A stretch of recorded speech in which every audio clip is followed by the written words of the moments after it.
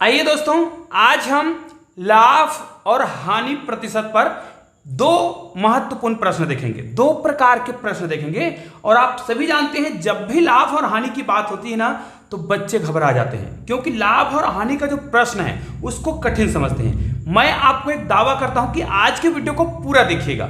मैं दोनों प्रकार के प्रश्नों के लिए एक ही ट्रिक बताऊंगा, और वो ट्रिक भी नहीं, एक शब्द बताऊंगा और उस शब्द को सुनिएगा। उसके बाद आज के बाद आपको लाभ और हानि प्रतिशत निकालने में कोई परेशानी नहीं होगी। जो आज का प्रश्न बताया जाएगा उस पैटर्न पर, जी हां, और मैं दो पैटर्न बताऊंगा। उस पैटर्न को ध्यान से सीख लीजिएगा, फिर आपको कभी भी कोई परेशानी नहीं होगी। लेकिन वो शब्द कौन सा है जिस शब्द के माध्यम से मैं इस ट्रिक को बताने वाला हूं?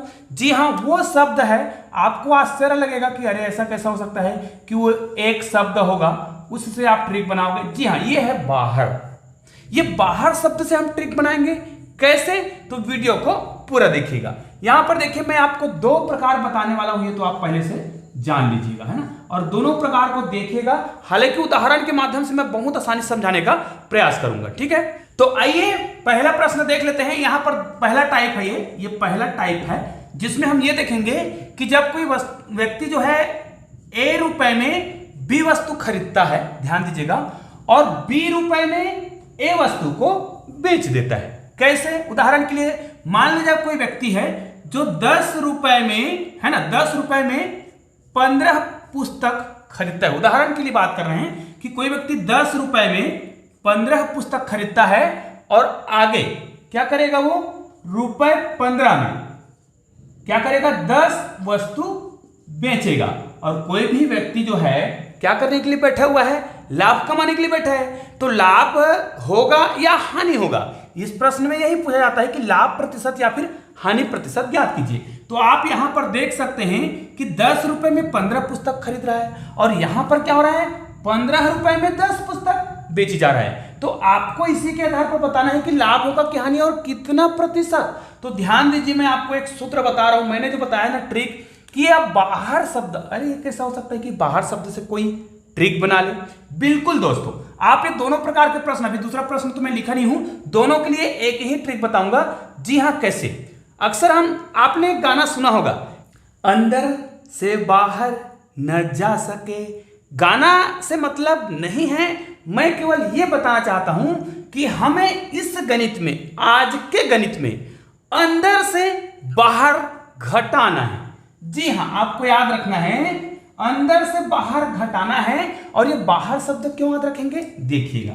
जैसे यहां पर प्रश्न लिखा है, तो ये देखिए, पहला क्या लिखा है, ए, उसके बाद बी, उसके बाद बी, और उसके बाद ए, इस प्रकार लिखा है।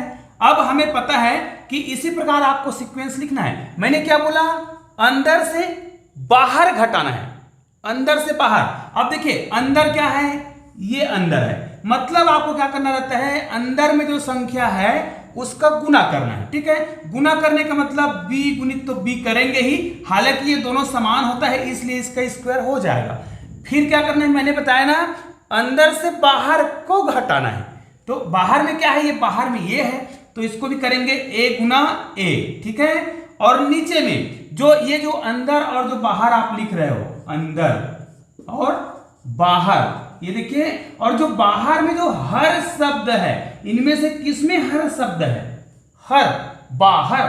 तो ये बाहर वाले को ही आपको हर में लिख देना है, ठीक है, बाहर वाले को हर में लिख देना है, हो जाएगा उत्तर। अब देखिए, बाहर मतलब a गुना a, आपका ट्रिक बन गया है। इसका मतलब ये है, यहां पर अगर आप ये सूत्र रूप में लिखना चाहें तो यहां पर आप लिख दीजिएगा अंदर का वर्ग माइनस बाहर का वर्ग कर देंगे। यहां पर बाहर का वर्ग, ये तो हर रहेगा ही, और नीचे में बाहर का वर्ग, ठीक है। ये हो गया आपका सूत्र। अब इसका मुझे लाभ प्रतिशत निकालना है, तो मैं कैसे निकालूंगा, चलिए इसी प्रश्न को हम बनाते हैं इस ट्रिक के माध्यम से, ठीक है। तो हमें सूत्र तो याद हो गया है। अब यदि प्रश्न को बनाना चाहे तो यहां पर हम क्या लिखेंगे, ये हो जाएगा 10, 15, फिर यहां पर क्या आएगा, 15 यहां पर, और ये हो जाएगा 10। तो 10 रुपए में क्या करता है, 15 वस्तु खरीदता है, और यहां पर 15 रुपए में 10 वस्तु खरीदता है, ठीक है, बेचता है। यहां पर खरीद रहा है और यहां पर बेच रहा है। तो प्रश्न कैसे बनेगा, मैंने बताया था अंदर का वर्ग आप 15 गुणित 15 भी करिए, चाहे तो वर्ग कर दीजिए। यहां पर बाहर का वर्ग मतलब 10 का वर्ग। हाँ, यहां पर आपको प्रतिशत लगा देना है, मतलब 100 का गुना कर देना है। ठीक है, अब यहां पर क्या हो जाएगा, बाहर मतलब 10 का वर्ग गुणित 100 कर दीजिएगा, आपका प्रतिशत निकल जाएगा। अब देखिए इसको हम हल करेंगे, 15 का जब हम वर्ग करते हैं तो होता है 225 माइनस 10 का वर्ग करते हैं तो 100 बटे यहां पर भी कितना आ जाएगा, 100 ही आएगा। अब इसको गुना कर देंगे आप 100 से। जब इसको, अभी तो सूत्र हमें याद हो गया है, सूत्र को हम मिटा देते हैं। ठीक है, अब देखिए इनको जब आप हल करोगे ना तो आपका आंसर कितना आएगा, इसमें देखो 225 में 100 को घटाएंगे तो आपके पास बचेगा 125 बटे 100 और गुणित कितना हो जाएगा 100। ठीक है, तो ये तो आपका आंसर आ गया। अब हमको पता है कि इनको हम प्रतिशत बनाना चाहें तो प्रतिशत बन जाएगा।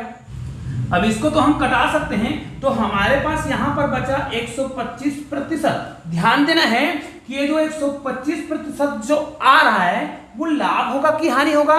ध्यान दीजिए, यदि मान धनात्मक आ जाए तो वो लाभ प्रतिशत होता है, और यदि माइनस आ जाए, यहां पर जो उत्तर है वो माइनस आ जाए, तब उसको हम क्या बोलते हैं, हानि प्रतिशत। ये इसका बहुत शानदार क्या है, ट्रिक है। तो दोस्तों उम्मीद है इस ट्रिक के माध्यम से आप किसी भी प्रकार के जो प्रश्न होंगे लाभ हानि वाले उसको बहुत आसानी से बना सकते हैं। आइए अब इसके हम दूसरा तरीका को देखते हैं, इसको मिटा देते हैं और इसी का दूसरा तरीका देखते हैं। बहुत ही आसान तरीके से हम उसको भी बना सकते हैं, लेकिन यहां पर प्रश्न बनाने का तरीका थोड़ा सा क्या हो जाएगा, चेंज हो जाएगा। हालांकि इसी ट्रिक का प्रयोग हम करेंगे। यहां पर देखिए, मान लिया जाए हमारे पास ये फिगर बदल दिया जाए, मतलब कोई वस्तु, यहां पर देखिए अगर कोई व्यक्ति जो है ए रुपए में बी वस्तु खरीदता है, लेकिन वो इसी फिगर को नहीं ले जाता है, अब वो किसी अन्य रुपए में किसी अन्य वस्तु को बेचेगा। मतलब ए रुपए में बी वस्तु खरीदकर वो सी रुपए में डी वस्तु बेचता है, मतलब उसने संख्या को पूरी तरीके से क्या कर दिया है, बदल दिया है। हाँ, अब यहां पर आप इसका उत्तर आप देखना चाहें तो इसका हम उदाहरण जब बनाएंगे तो बहुत ही आसानी से बना सकते हैं। हालांकि यहां पर भी सूत्रों में कोई परिवर्तन नहीं होगा। ठीक है, तो पहले मैं आपको यहां पर सूत्र बता देता हूं। इसका जब भी प्रश्न दिया रहेगा, जैसे ए और बी, मतलब ए रुपए में बी वस्तु खरीदा, पहला फिगर हो गया।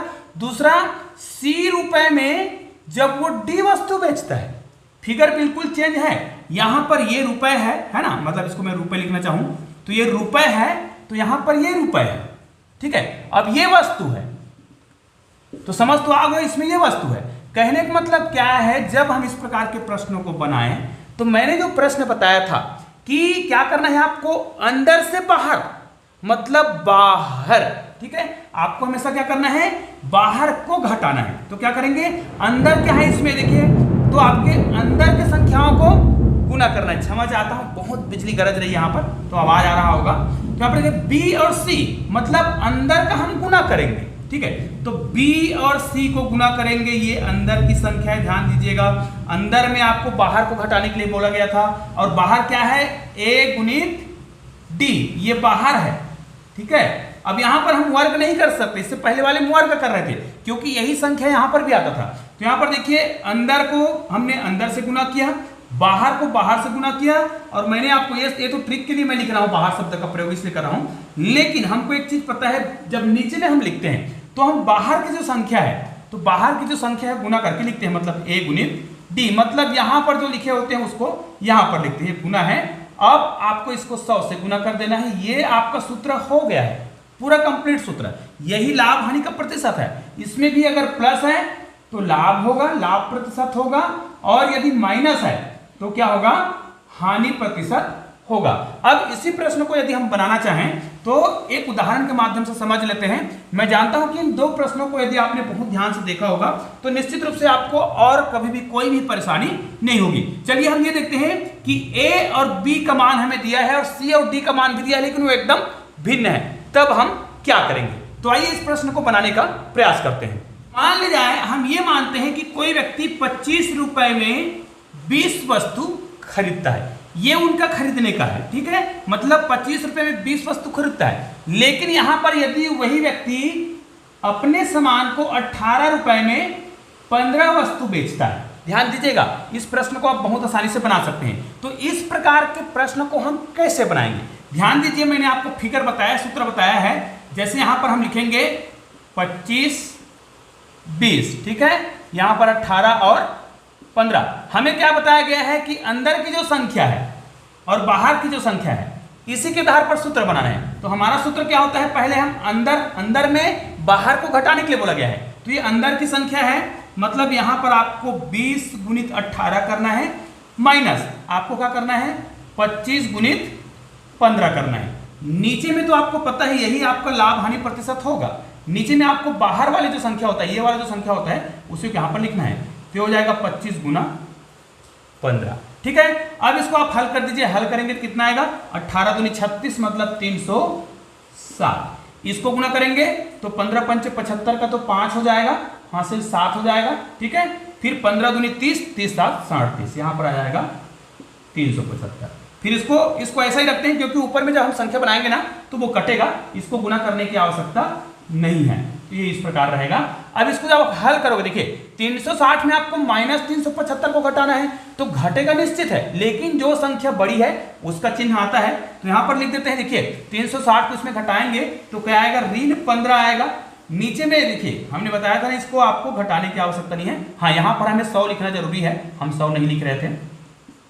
गुणित 100 बराबर यहां पर गुणित 100, क्योंकि लाभ प्रतिशत निकाल रहे हैं, लाभ या हानि, ये हो जाएगा 100। अब देखिए यहां पर 15 और 15 तो कट गया, यहां पर केवल ऋण 1 बचा, और ऋण 1 को हम जब 100 से गुना करेंगे तो ऋण 100 होगा, ठीक है। नीचे में कितना बच गया है 25। अब 25 को इससे भाग देंगे तो 25 4 100। ध्यान देना, ये जो 4 है वो क्या है ऋणात्मक है, और मैंने बताया था कि अगर ऋणात्मक है तो हानि होता है, मतलब इस खरीदी और बिक्री में उस व्यक्ति को क्या हो रहा है 4% का क्या होगा हानि होगा। याद रखिए, आपको लाभ और हानि को चिन्हों के आधार पर बताना है। अगर माइनस चिन्ह आ जाए तो हानि होगा, और क्या आ जाए अगर प्लस चिन्ह आ जाए तो लाभ होगा। अब इसी प्रकार के एक प्रश्न मैं आप लोगों के लिए लिखता हूं, इसी प्रश्न को ध्यान दीजिएगा, और इस प्रश्न को आप लोग बनाकर मुझे कमेंट जरूर कीजिएगा, क्योंकि बहुत ही सरल तरीके से आपको मैंने बताया है, सूत्रों को बिल्कुल भी रटने की आवश्यकता आपको नहीं पड़ेगी।